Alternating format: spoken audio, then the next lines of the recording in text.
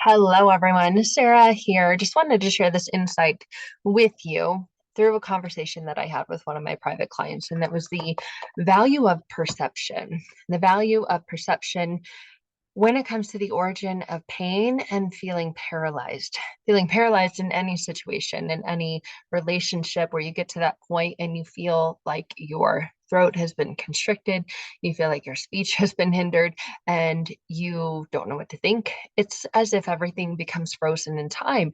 And that's a source of pain for a lot of people, obviously, because we're not meant to be stuck. We're not meant to be restricted. We're not meant to be without ability. And in that moment of paralyzation and pain, it feels like you're without ability. And oftentimes that's related internally and unconsciously to control. I need to control this. I need to change this. I need to fix this. And that link to perception of it. So, what is the perception of it? What's the perception of the relationship? And a lot of times, this is where our mind goes. Our mind will go to places that really doesn't need to go, that are not beneficial to go, that doesn't serve us to allow our mind to go there. And it sometimes feels like, how do I stop my mind from going there? It just seems to have a mind of its own. Have you ever used or heard that phrase, a mind of its own? It's like your mind has a mind of its own, because why would you naturally want to go there? You wouldn't. You wouldn't want to go to a place where you feel that you have no ability, you have no control, that you feel paralyzed, you feel pain, you feel fear, you feel stuck. And what this is often connected and related to, what it really comes down to, is perception. What perception, what position of perception are we taking in that moment? What is the I can't speak. What is the position of perception? But often it is, what do I think this person is thinking about me? Or a mind saying, I know they're thinking this. I know they're saying this. And I know that when we leave this situation, they're going to go say that. And often it's an untrue knowing. It's saying that we know that this is going to be what happens next. It's saying that we know that this is what they're thinking. When you really, really think about it, how can you ever really know what someone else is thinking? How many times have you been in a situation or a conversation and you just want that person to shut up? You could care less at what they're talking about, and you're thinking about what you've got to do when you go home, what you're gonna have to do on the way, how long it's gonna take to get home, and you're just sitting there nodding your head, going, uh-huh, uh-huh, yeah. And internally, you're going, yeah, okay, anyways. And that person might be thinking that you are thinking that they just are, nothing that they're saying matters to you. And that may be true. But what if it's not? What if that's this perception that you've created in your mind, that they don't care about you? They may not care about the topic or the subject, but it doesn't necessarily mean that they don't care about you. What if you instantly shifted and started talking about something that they actually care about, and became interested and became focused on something else? Then the perception would be, wow, this person really cares about me. So it's often this paralyzation from the pain of perception. And we get stuck in that track and the looping thoughts in our mind that this person is thinking this about me, or they're going to say that about me. And so we will alter, shift, move, and change the direction that we take because of what we think they think. And this is where it really feels like you can't just be yourself, that you can't be genuine, you can't be true, you can't be pure, you can't be authentic because of the what are they going to think about me story. And that's perception. They won't like me unless they won't accept me unless and then this internal drive that comes from the need to be like, accepted, belong, all the things that we need in order to survive. But do you really need it from a person that's based on lies? The relationship that you can't actually feel free to be that with them. So this paralyzation comes from that, this social anxiety, this freeze feeling internally where you don't know what to say next, you don't know what to do next, and that compounds and leads into not wanting to go wherever next is, to declining opportunities to connect, and leads down to this road of isolation and contemplation, even deeper contemplation, but in the wrong direction, not in a direction that leaves you feeling free, feeling connected, feeling safe, feeling loved, but going down a road in another direction, a direction that is even more riddled with pain, even more riddled with paralyzation. And When we understand this, the position of the perception that we're taking, we can really see it more clearly for what it is, that it's our ability to either go with the story of perception or alter and change the story of perception, play the what if game with ourselves in a way that we win. Well, what if it doesn't work out? Well, what if it does? And feel the difference in our body, feel the difference energetically with the words. What if it does? What if it doesn't? I know, but what if it doesn't? Because this, and this happened in the past. Great, leave it where it is. Unless you want to continue living there and the energy and the frequency in which you're telling of it doesn't seem like you do. So why don't we be here? Why don't we really take a look at this perception that's here, at the lens of perception that you're currently looking, living, and viewing through? Because that's really the determinant of what you see. And when you break free from that, or when you put yourself in that position to see it clearly, you begin to see clearly. You begin to see, I'm worried about things I don't need to worry about. I'm worried that they're not going to like me. If they don't, is it the end of the world? No, there's a million people that don't like me.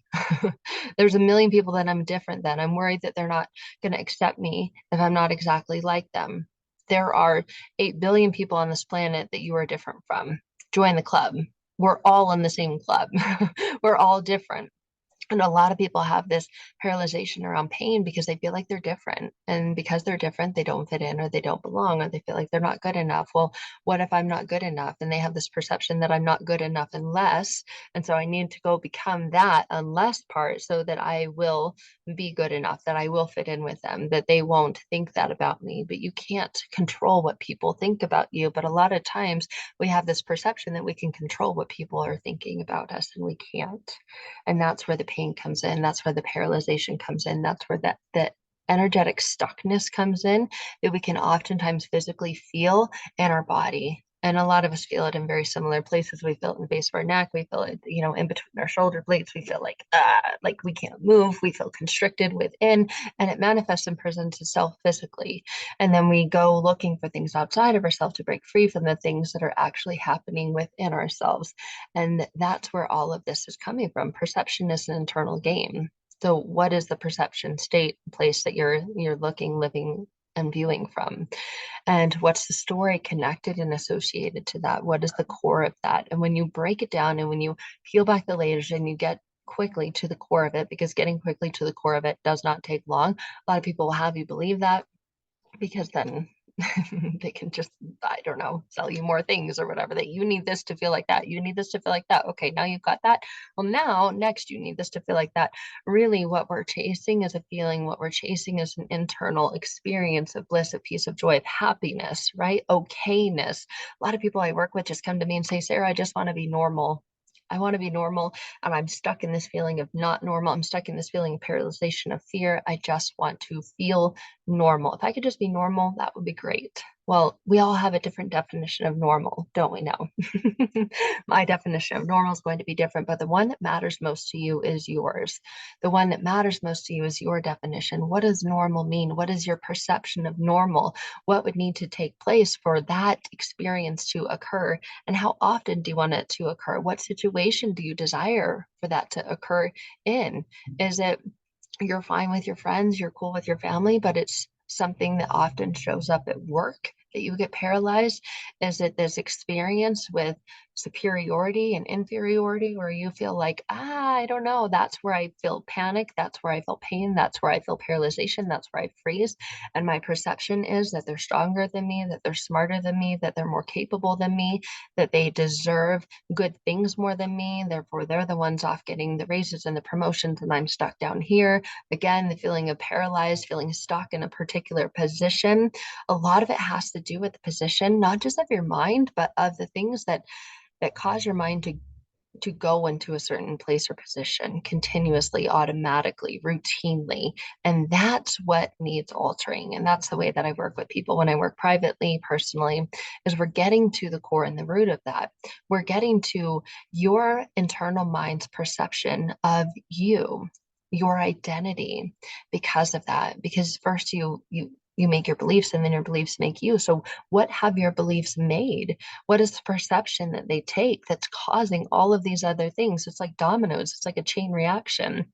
And if in every situation this happens, but you can't ever see that you're ever going to not be in that situation or that experience, how can we alter things, change things, shift the perception of things by getting to the identity of your perception that's causing all of this to make it something that works for you, so that every time you are in that position or are in that experience, this is the outcome instead. You leave feeling normal. You leave feeling like, okay, whatever. And it doesn't shake or shift your identity. And you don't go out there trying to be all of these different things. You don't feel like you need to live being who you're not and live feeling lost, live feeling frozen, live feeling paralyzed because of this jaded and skewed perception of your identity.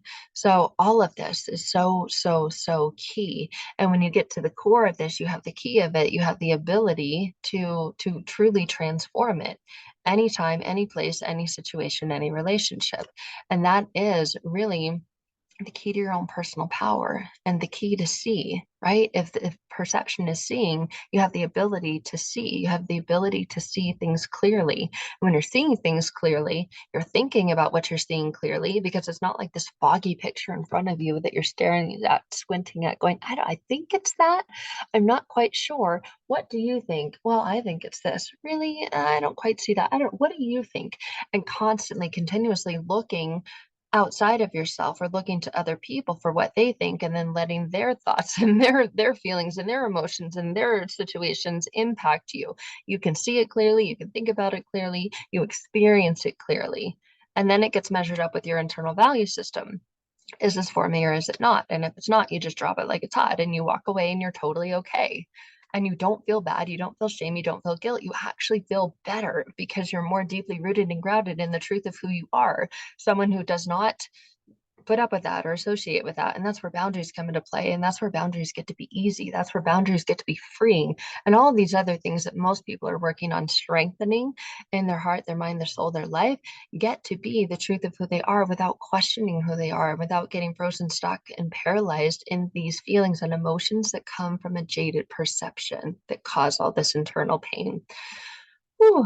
Okay. So and that was kind of the crux of our connection and our conversation, the contemplation, her awareness that she had, part of the breakthrough that she experienced. And if that is anything like anything that you're going through and you're ready to get through the truth of who you are, ready to really get a crystal clear perception that is deeply rooted in the foundation of your core true identity and who you know you are and what you stand for, and stop being frozen and stuck and paralyzed in the things that you're not, or in the things that have held you back, or kept you from really living and being you, I would love to connect with you. You can always find out more at sarahpacaro.com.